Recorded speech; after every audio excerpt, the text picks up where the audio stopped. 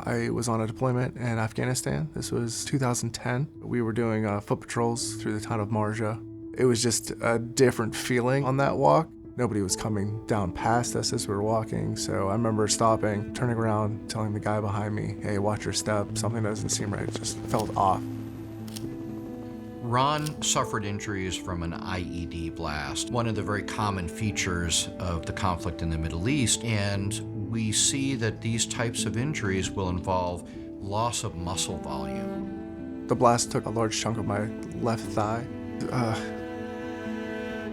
The thought of that was always there. If I have a family or kids, am I going to be able to run with them? Am I going to, teach them how to ride a bike and run, chase after them? Or if, they're in danger, am I going to be able to protect them as well? And it's a lot to think about.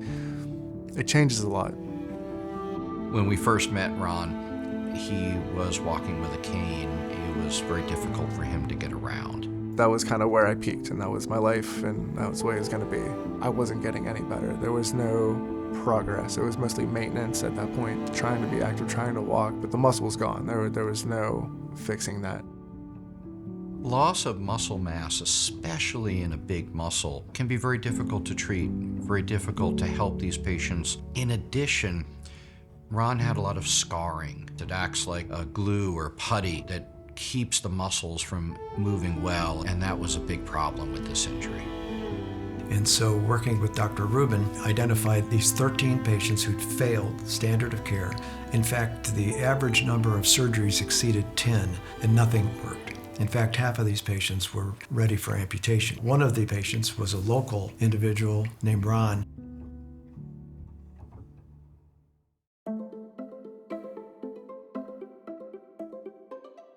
When this research study was brought up and presented to me, it was interesting. ECM is short for extracellular matrix. It's the material that holds cells together. So this is a naturally occurring biomaterial that has got unique and very favorable biologic properties to promote wound healing. Not just regular wound healing, what we call constructive and functional tissue remodeling. They said I would definitely be the largest recipient for this. It had worked before, so they were hopeful, and I was hopeful. And at that point, I was like, if it could help further the research, and if it works, great. And if it doesn't, I wasn't getting any worse. Extracellular matrix materials have a long track record of being used in reconstructive surgery. We use them in breast reconstruction. We use them to fix major hernias on the abdominal wall. In this case, we were applying that technology in a different way to try and help our wounded warriors. Instead of promoting just scar tissue formation at the site of a musculoskeletal injury, it actually promoted the restoration of the normal tissue that was there, which is really not possible with anything else.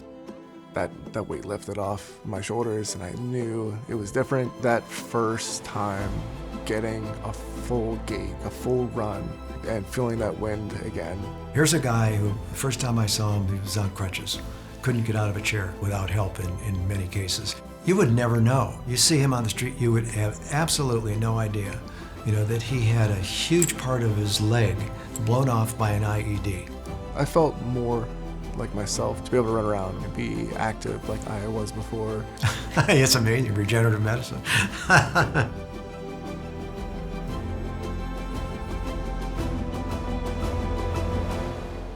In the patients that we saw, Ron's outcome was really one of the best, and we learned a lot in this study. As we continued to search for the mechanisms by which this was working, we figured out ways of solubilizing the extracellular matrix. So now you can take this liquid form of the material, pull it into a syringe, inject it into a body site of interest without having to do surgery, and it turns into a gel which stays at the site in a minimally invasive application. It's wild to see what the future holds with this and how much more they can do. When they talked to me at the time, I was maybe the 5th or 6th person. Like, all right, we're gonna have to cut your leg open again. And at this point, I'm like, it's already got scars everywhere. What's another one? To now, you can just stick in a needle and put it in people, and it does the same thing and even more. And that's only been 10 years. People just see the outcome. They don't see all the hard work all of these people do to further society and protect people and be able to heal and do great things.